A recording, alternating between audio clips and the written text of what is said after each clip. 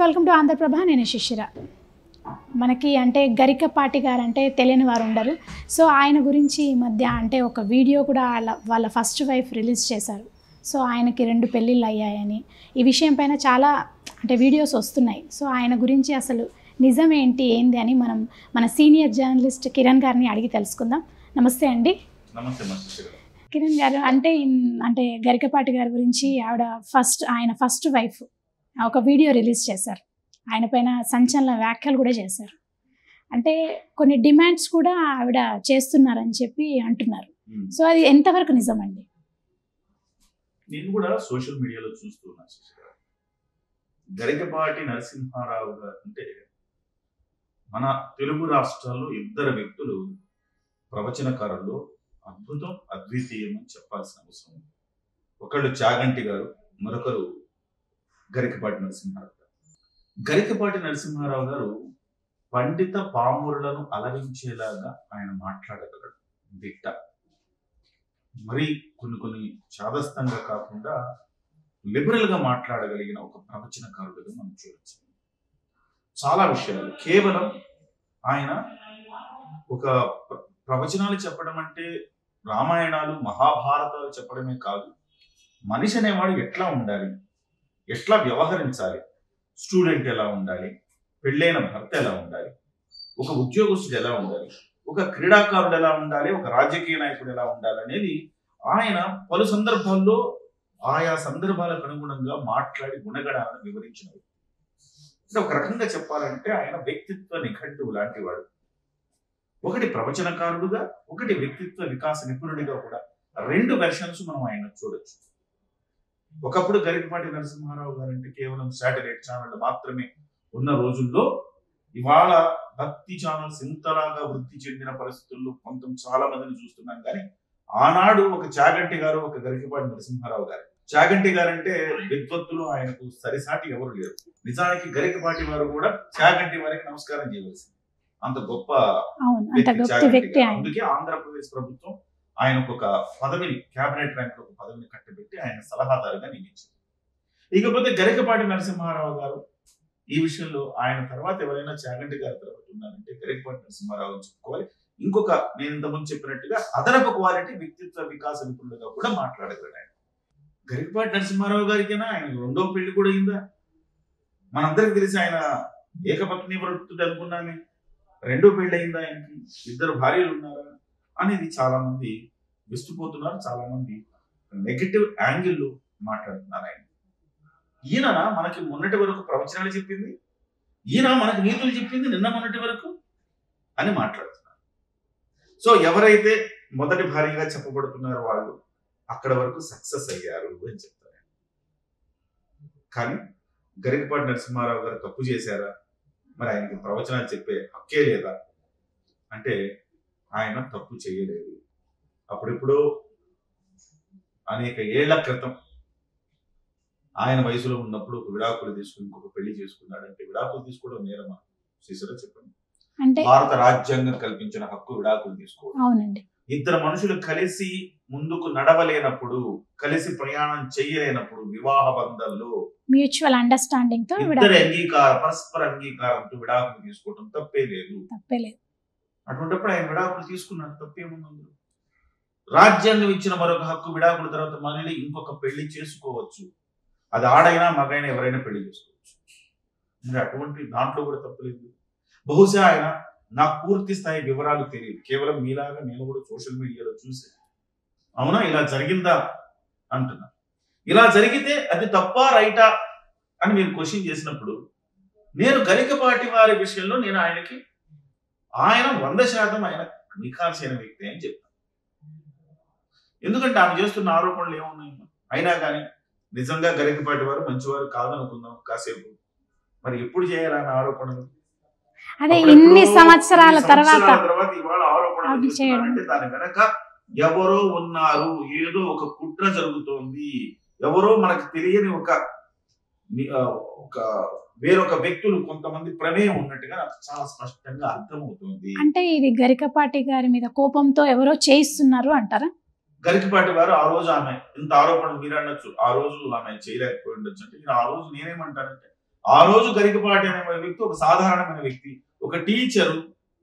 ఆ టీచర్ గా స్కూల్ పెట్టాడు, ఫెయిల్ అయిపోయాడు, మళ్ళీ ఇంకో స్కూల్ పెట్టుకున్నాడు. ఆ రకంగా ఆయన నడుపుకుంటా ఉన్నాడు. ఆయన సాధారణమైన వ్యక్తి ఆ రోజు, ఒక టీచర్ మాత్రమే. కానీ ఇవాళ గరికపాటి నరసింహారావు గారు 100 కోట్లు సంపాదించారని కొన్ని మీడియా సంస్థలు చెప్తా ఉన్నారు.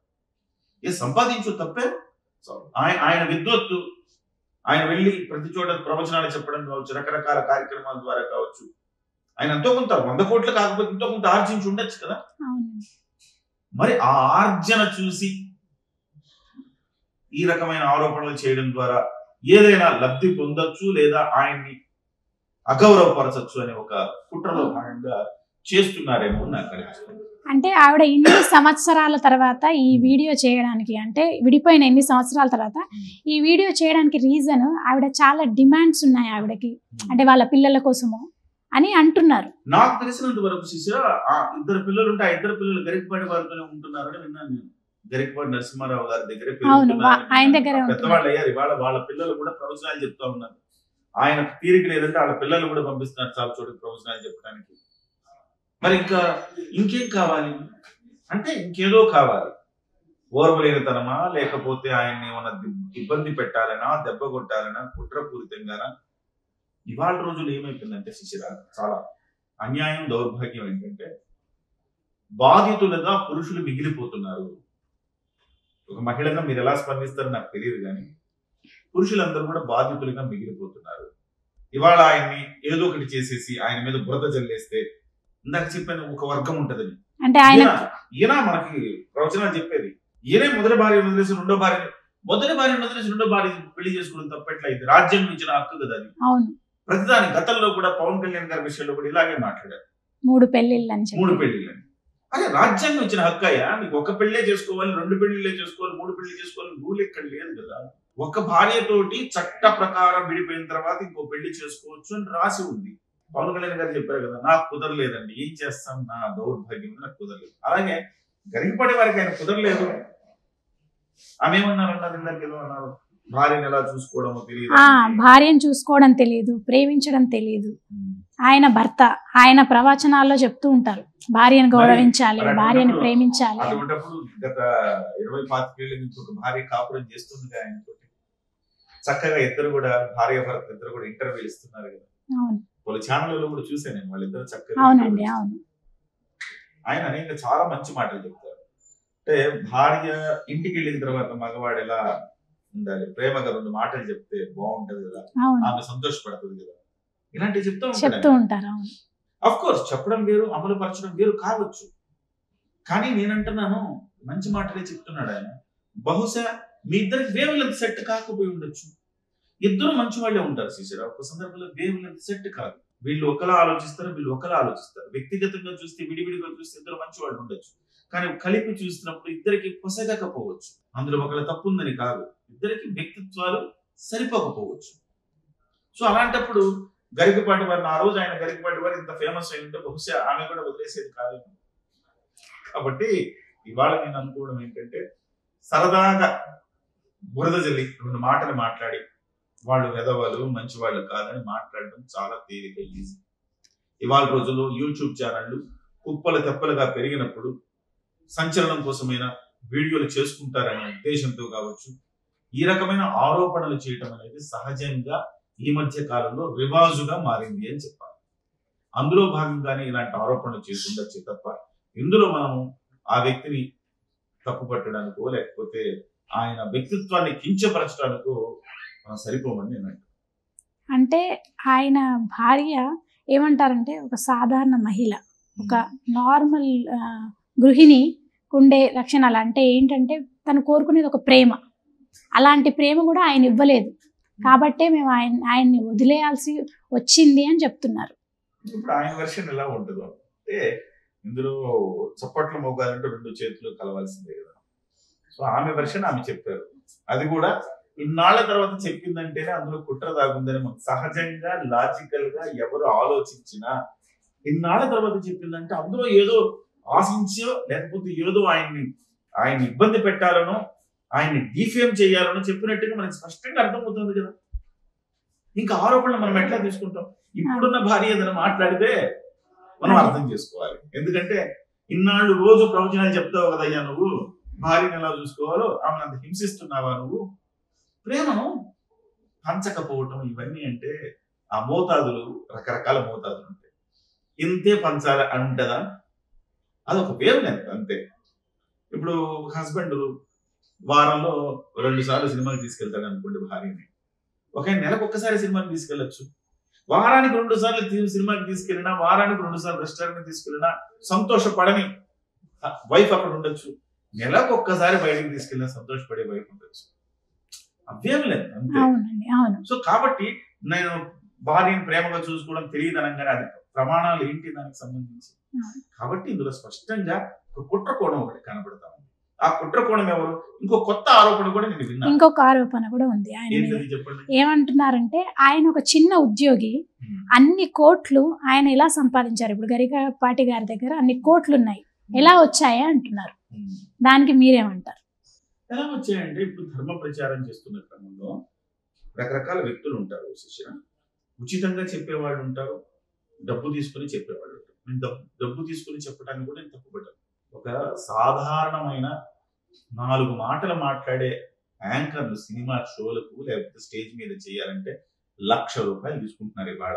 ఇంత మహా విద్వత్తు కలిగిన ఆయన ఉచితంగా చెప్పాలి అని మనం ఎందుకు అనుకోవాలి? ఆయన వల్ల 10 మంది ఆయన మాటలు విని బాగుపడుతున్నప్పుడు ఆయన మాత్రం ఉచితంగా చెప్పాలి, ఆయన ధర్మ ప్రచారం చేయాలని ఎందుకు అనుకోవాలి? ఆయన కూడా డబ్బులు తీసుకుంటున్నాడు నాకు తెలియదు క్లియర్గా. మరి డబ్బులు తీసుకోకపోతే ధర్మ ప్రచారానికి ఆయనకి వెళ్ళి రావడానికి ఖర్చులు అవుతాయి, ఆయన కుటుంబ పోషణ ఉంటుంది, పిల్లల భారం ఉంటుంది, ఇవన్నీ ఉంటాయి కదమ్మా. ఎవరు ఉత్తినే చేయలేరు కదా. ఆ కోణంలో చూస్తే ఆయన డబ్బులు సంపాదించడానికి ఆస్కారం ఉంది అంటున్నా. అది ఎంత సంపాదించాడు ఆయన, లేకపోతే ఎంత తీసుకుంటున్నాడు నాకు తెలియదు. ఆస్కారం ఉన్నది. అంత విద్వత్తు కలిగిన వాళ్ళే, 4 ముక్కలు మాట్లాడగలిగిన వాళ్ళే ఇవాళ స్టేజ్ మీద ₹1,00,000 యాంకరింగ్ చేసి ₹1,00,000 తీసుకుంటా ఉన్నారు. మరి ఆయన తీసుకోరా? తీసుకోవచ్చు. సో దాన్ని చూసి కన్నుగుట్టు ఉంటుంది మీకు. కన్నుగుట్టి నాకేం లేదా? 2 పిల్లలు ఆయన దగ్గరే ఉన్నారు, ఆయన హ్యాపీగా ఉన్నాడు, డబ్బులు సంపాదించారు, కుటుంబాన్ని సెట్ చేసుకున్నారు. మరి ఈమెకి బాధ ఉండొచ్చు, ఆరోపణ చేస్తుంది. ఆ డబ్బుల కోసమే డిమాండ్ చేస్తుంది అంటారు. అంతే. ఇంకొక ప్రచారం ఉన్నది. ఆ ప్రచారం ఏంటంటే బిఆర్ఎస్ అంటే ఇక్కడ కాంగ్రెస్ ప్రభుత్వము గరికపాటి నరసింహారావు గారిని అక్కడ చాగంటి వారికి ఏ రకమైన ప్రాధాన్యతనిచ్చి ఆయన అక్కడ పెట్టారో, ఇలాగ ప్రభుత్వంలో సలహాదారుగా ఈయన్ని తీసుకోవాలని అంటున్నారు. అందులో భాగంగా బిఆర్ఎస్ కుట్రపూరితంగా ఈయన మీద ఇలాంటి అలిగేషన్స్ చేస్తే ప్రభుత్వం తీసుకోదు కదా అన్న ఒక చర్చ కూడా జరుగుతుంది. దాన్ని కూడా నేను ఖండిస్తున్నాను. ఇంత చిల్లర వ్యవహారానికి బిఆర్ఎస్ పాల్పడుతుందంటే నేను నమ్మను. బిఆర్ఎస్ భాజపాతో చెప్పచ్చు, తెలంగాణలో ఎవరు లేరా, మీరు ఆంధ్రప్రదేశ్ వారిని ఎందుకు తీసుకున్నారు, తెలంగాణలో అనేక మంది ఉన్నారు కదా, వారిని తీసుకోవచ్చు కదా, భాగ్యకారులు లేరా తెలంగాణ, బ్రహ్మాండమైన వాళ్ళు ఉన్నారు వాస్తవంలో కూడా. వాళ్ళెవరిని కాదని మీరు ఆంధ్రప్రదేశ్ వాసైన గరికపాటిని ఎందుకు తీసుకోవాలని ప్రశ్నిస్తే అయిపోద్ది. అది ఓపెన్ గా. దానికోసం ఇంత కుట్ర చేసి ఆయన ఒక మంచి వాడని కాదని నిరూపించి ఆ రకంగా తీసుకోకుండా చేసి ఇవన్నీ న్యూసెన్స్, నాన్ సెన్స్. కాబట్టి మొత్తం రాజకీయం అంటే కేవలం రాజకీయం నేను అంటలా, కేవలం వ్యక్తిగతంగా ద్వేషంతో చేస్తున్న ఒక ప్రచారం మాత్రమే అని నాకు అనిపిస్తుంది.